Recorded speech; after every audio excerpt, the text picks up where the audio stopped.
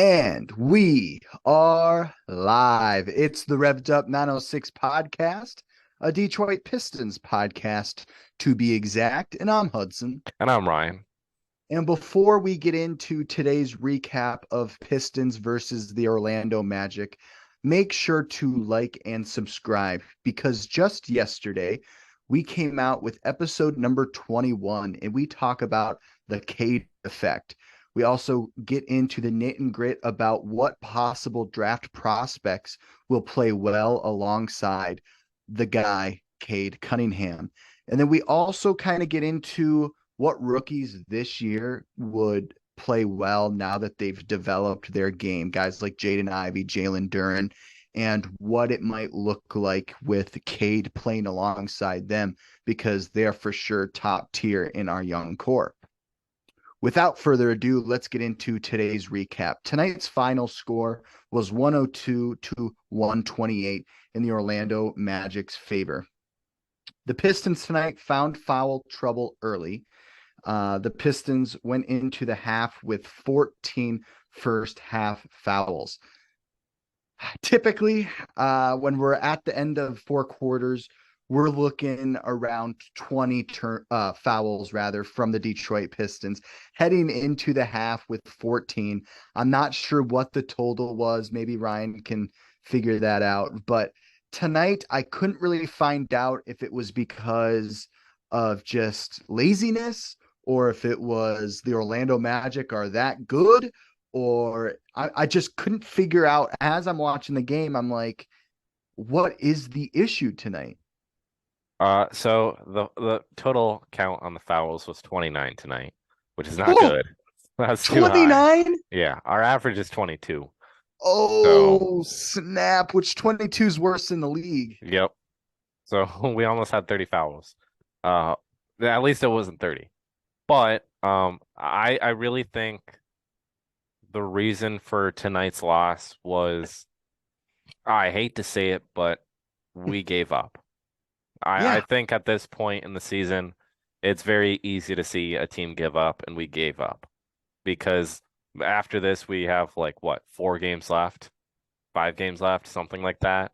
And so Right. it's like at this point, there's not much to play for anymore, at least from their perspective, because it's like they already know they're going to get a high pick anyways, and you don't know necessarily what the team's going to look like next year, and it's like there's nothing positive because they've only had one win since All-Star break, and that is terrible.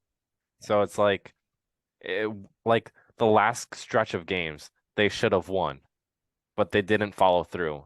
And then now they get a team like Orlando where they're like, eh, I don't really want to play today, but we're gonna play. And that's the result we got today, is we got the result of them giving up a little bit and going like, yeah, we surrender. We're throwing the white flag out. But it, at the end of the day, something you can pride yourself on is every single Piston that played tonight scored. Yeah, I mean, really, it comes down to those little things in like these games that are so brutal to watch. You really have to break down the box score and try to find two or three things that are like, okay, this is a positive. Let's take a look at that. But you know, the Magic are a solid team. They're fighting for the play-in tournament. Yep. They're about 2 to 3 games away. I think this win put them 3 games away. So they're very close, but by all means, they are a very beatable team. When a team is hovering around 500, they are solid, but their foundation is soft, and you can beat these teams. And I know for me, at least, being a Pistons fan and a very diehard Pistons fan, that it would be we could hang our hats on saying that we beat these 500 teams. And it just hasn't happened this year. We saw back in 2018, the last time the Pistons made the playoffs, we beat these 500 teams. And that's the biggest difference between that team and this team is we're not able to get wins when we're supposed to and when we have the opportunity to. I understand we're going to get whooped up on by the Celtics, the Warriors, the Kings, the Nuggets, so on and so forth, these top tier teams, they're going to whoop up on us. But it would be really nice if we played these 500 teams and we gave them a run for their money, but instead we're losing by 26. Yeah, so I was talking about this with my dad earlier today, during the game. When you look at all of the young teams in the league right now, there's not one team that I'm scared of playing except for the Orlando Magic. And I don't I can't ex the reason I think that's the way for me is just because through the draft recently, the Magic aren't going after guys that are projects. They're going after guys that have experience. And so, like a key example is Franz Wagner, Mo Wagner, Cole Anthony, Jalen Suggs. Like all of these guys have experience. They're not like one and done players that just go to the draft immediately. The only one is Paolo Banchero, but there's a reason why he was a one and done. It's because he's a baller. He can go out there and get a bucket when he wants to. But Right. you look at the Thunder, besides Shea and Josh Giddey, their roster, no offense. I mean, Jalen Williams, uh, their big there is okay, but their roster, not scary. The Cavaliers are scary, but that's different because they're not even I wouldn't classify them as a young team really anymore. They're a mid-tier team in terms of youngness. Uh, but like there's just so many of these teams that are younger where I'm like, oh, we should beat them every night. But then when you have Orlando coming into town, it's like, this one's going to be close. They're probably going to beat us, and that's that. But that's all respect for Orlando because they're just going after guys that know how to play the game and have experience, and they don't need to be in a crazy rebuild. Typically in these recaps, the second quarter for the Pistons is usually their best quarter. Typically, the first quarter, they come out, it's kind of rough, and they're trying to kind of get their wits together. They come in the second quarter and they turn things around heading into halftime. But tonight, that wasn't exactly the case. They had 15 points in the whole second quarter, and the Pistons went 5 minutes without any scoring and only reached their second basket in the quarter with 3 minutes left. I'm not sure there's a lot of confusion when it comes to this game for me personally, because watching the game, I'm like, okay, Markelle Fultz played a bunch of minutes tonight, but in my opinion, he didn't do anything special. He was given like five different dunks. He was handed them, gifted them.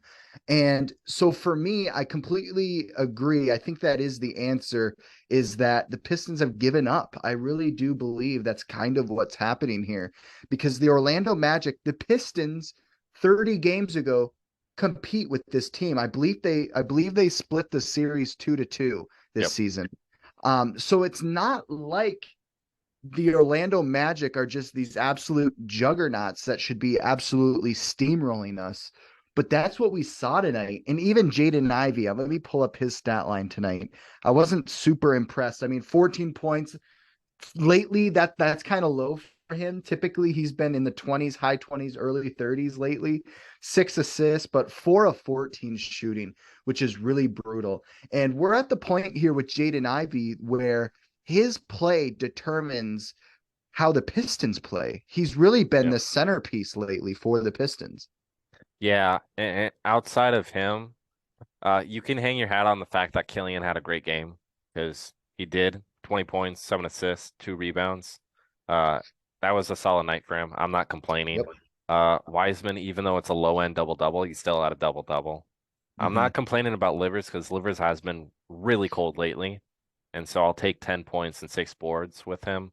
But then you have Bagley. I mean, granted, he did leave with an injury, but still, that's not good leaving with an injury in his case, because that's even more reason for Weaver to go like, yeah, okay, I'm pulling the plug. And then but you look at our bench play, and it's like nobody significant. Like Duran, 7 boards, 7 points, that's it. Like, ew, what are you doing there?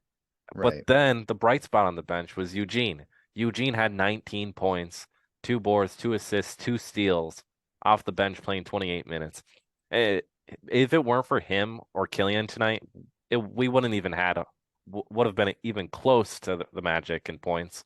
So I without Ivy doing his thing like he has been, this team there's no motivation. I've said it a couple times, probably 5 times in the last however many recaps, that there's games here and there where the Pistons just don't have much offensive movement. And we saw that tonight. We saw Corey Joseph get visibly frustrated with Isaiah Livers. Isaiah Livers is like kind of doing like this weird hovering thing around him with like actually Mhm. not really moving. It was kind of weird. And I noticed too, Killian Hayes a lot of times will bring up the ball, make a smart first pass, and then just doesn't really do much. And then like James Wiseman, like his movement, I'm not super impressed on the offensive end with his. I mean, he'll set a screen here and there, but then he doesn't really do much.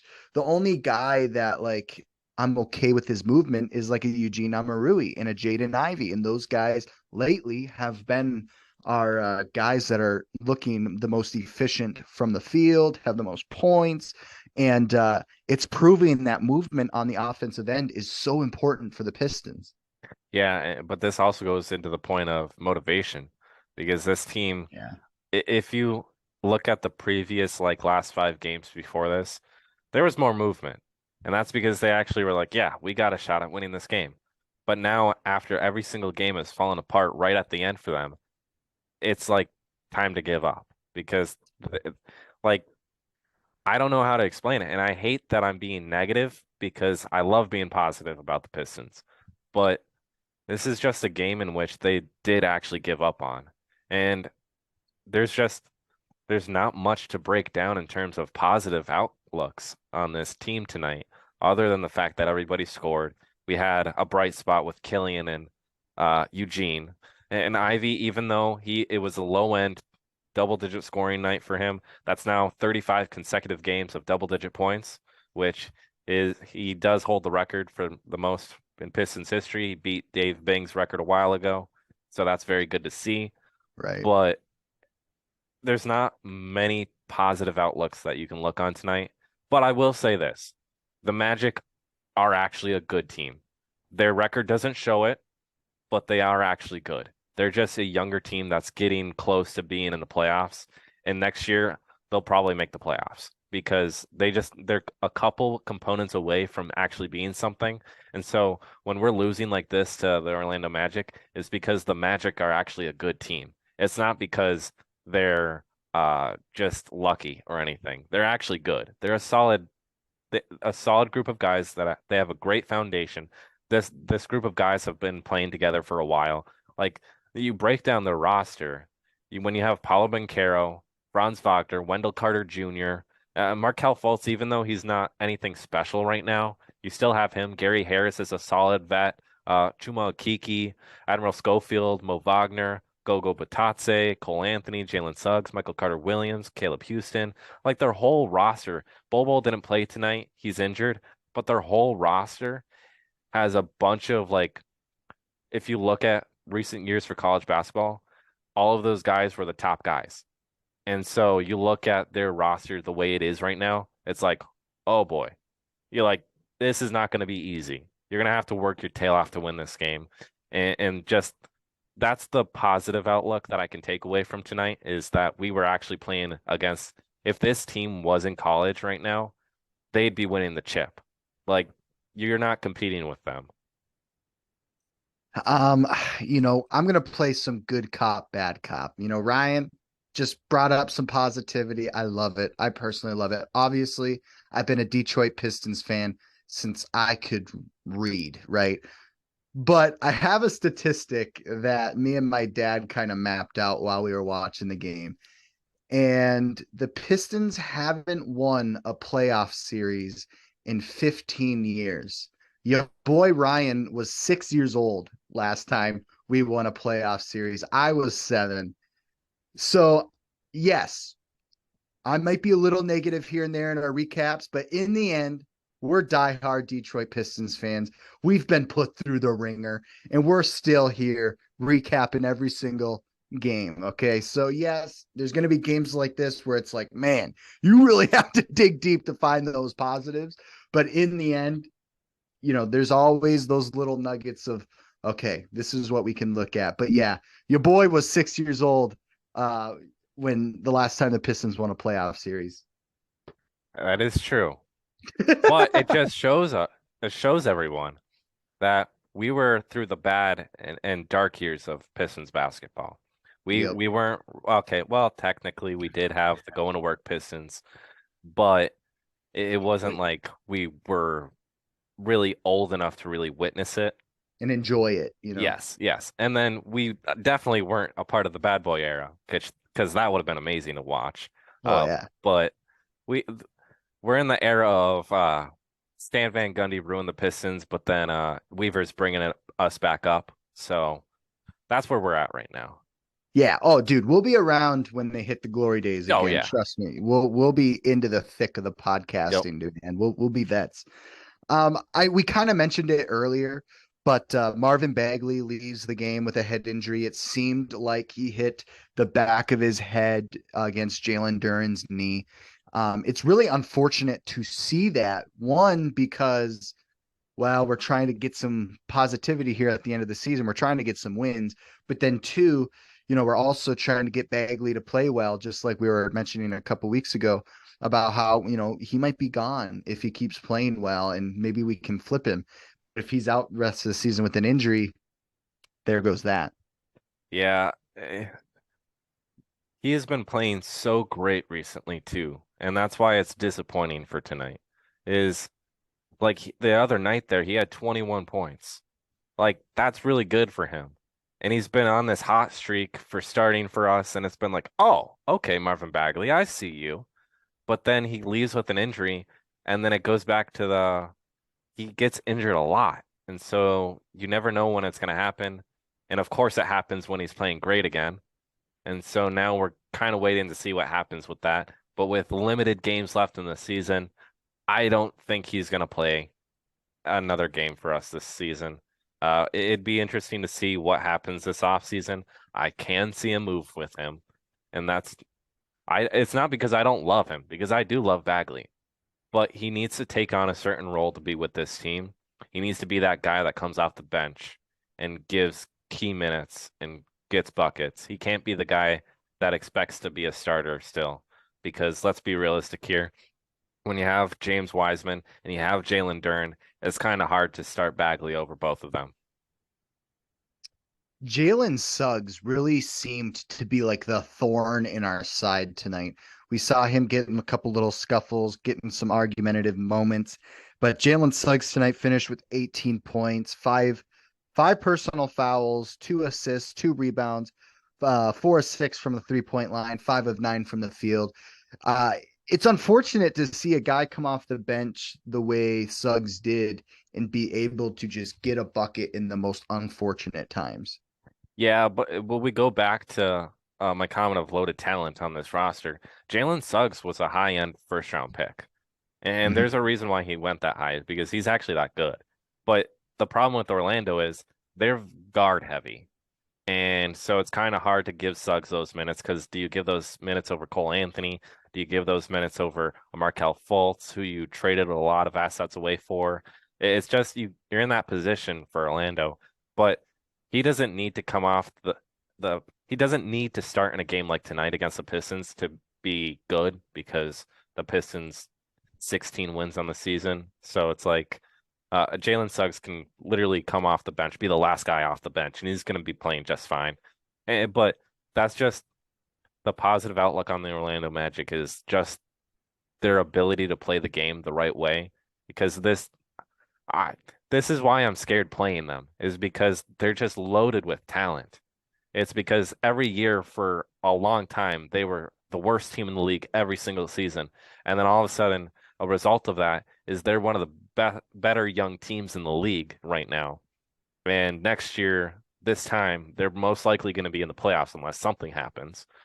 But, and honestly, our roster, the way it is, if we add in a Wemby this offseason, or like even a Brandon Miller, I think we're going to be hovering around, probably we'd be hovering around the play-in tournament is what Right. I'm thinking, because the way our roster is built right now, is we have all the components. We just need everybody to come together. We need everybody healthy because when you break our roster down, when you have Killian Hayes, Jaden Ivey, James Wiseman, uh, Jalen Duren, I'm really throwing out the key guys because I would throw Livers in that conversation, and I would throw Bagley in that conversation, and I'd throw Hampton in that conversation.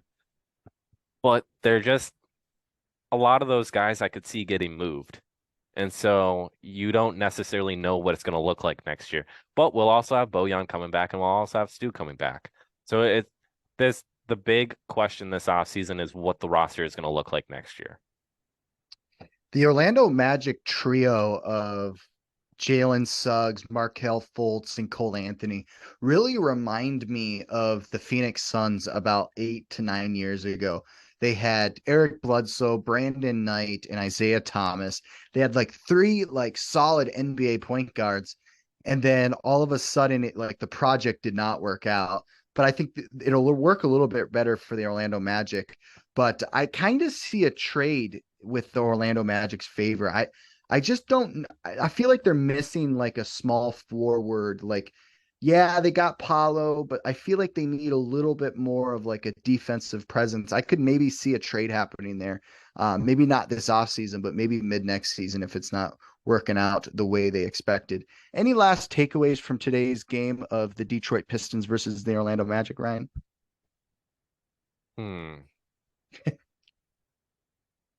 Buddy Boeheim, 5 minutes. As soon as he got in the game, he scored. He finished with 2 points and a rebound. In just 5 minutes of play, he had, in my opinion, a better game than Isaiah Livers did tonight. Because Isaiah Livers only got all of his points in the fourth quarter, which kudos there.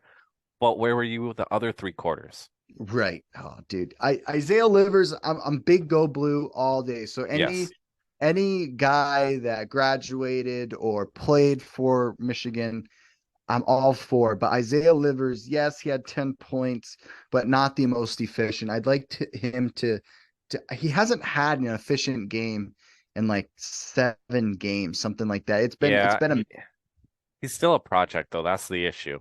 Is everybody from the Pistons side of things are looking at him going, oh, he could be a solid guy coming off our bench.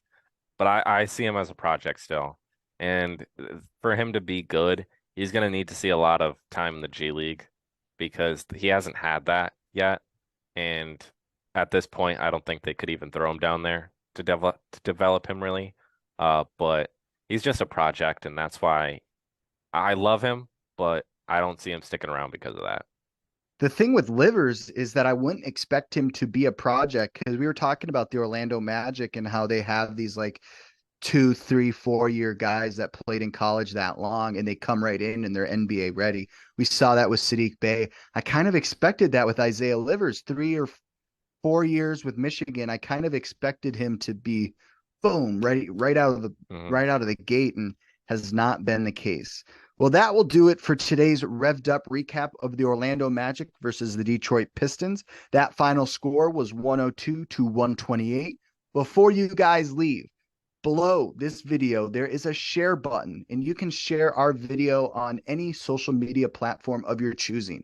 Snapchat, Instagram, Facebook, Reddit, all of those options. So make sure to share us to spread word on Revved Up 906. We are a podcast that is growing and will continue to grow, and we appreciate the love and support you guys share in the comments and in our DMs. And so thank you for all the positivity and the support. We will see you guys in the next Revved Up recap. Peace.